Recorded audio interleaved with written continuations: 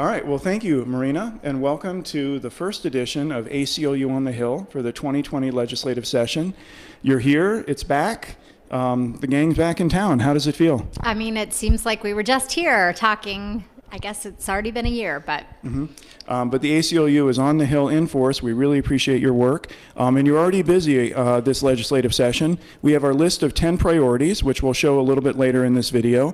And you're working on some of them, as well as some new ideas as well that have popped up. Yeah, there's a lot of issues that are brewing. This week has been sort of an interesting week. Things are a little bit slower in terms of bills actually being heard, but there's lots of work that's going on the budget and lots of meeting time for advocates to sort of be hammering out bill language. So this is when you're meeting with legislators and lobbyists and trying to figure out what's going into a bill, because a lot of the text has not been written yet. Is that right? That's right, or it's still being negotiated. And so we'll see those bills start to appear over the next week or two, and this will become a lot more real. Absolutely. Things have been a little bit slow in terms of hearing bills. There's a lot of thought that some of that is due to tax reform, that a lot of the interim time that is normally spent drafting new bills, that the drafting attorneys were spending a lot of time on the tax reform legislation. There's also been some staffing changes in the drafting office. And so bills are sort of trickling out, and it means that we haven't had quite the volume we've seen in previous years. It's always a little bit nerve-wracking because it means there's going to be a lot coming, and before we know it, they will be coming fast and furious. The calm before the storm is maybe where we are. So what are some of the bills that you're speaking about, meeting about right now? So some of them are bills that are on our priority list, a lot in sort of the criminal justice realm, issues related to technology and privacy, such as facial recognition, DNA protection. Those are areas where there's been a lot of conversations in the past week or so. We're also working on some new ideas that we didn't have on our priority list. For example, what are the consequences when an officer fails to activate a body cam when they should have done so?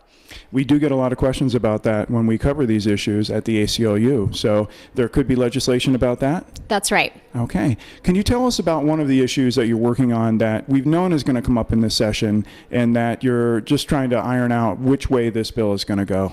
Well, a number of those privacy bills I mentioned are definitely still in negotiation. We're actively working on the language that will emerge and be coming forward. We're also working on a number of issues related to jail conditions. This has been a priority in our legal department. We've been actively litigating a couple of cases actually, dealing with jail conditions. And so this is sort of the legislative follow-up, if you will. So we're working on a piece of legislation to require jail standards to be public documents that are available to the public. That might seem obvious, that of course they should be, but not so obvious here in Utah. And so we need to make sure that our statutes make abundantly clear that that is the case. And also thinking about some legislation pertaining to jail oversight. Okay. And I know the ACLU of Utah has been involved with grammar requests, public records requests on jail standards, then moving to litigation, and now we're sort of hitting the third leg of the stool with legislation to sort of make this more permanent and more transparent overall. Right. Okay. Are there legislators that you're working with right now that that you're meeting with, some familiar faces, some new faces that you're working with? Yeah, there are some new legislators up here on the Hill, of course. That happens every year. Not as many this year as we saw last year. There was a tremendous amount of turnover last year.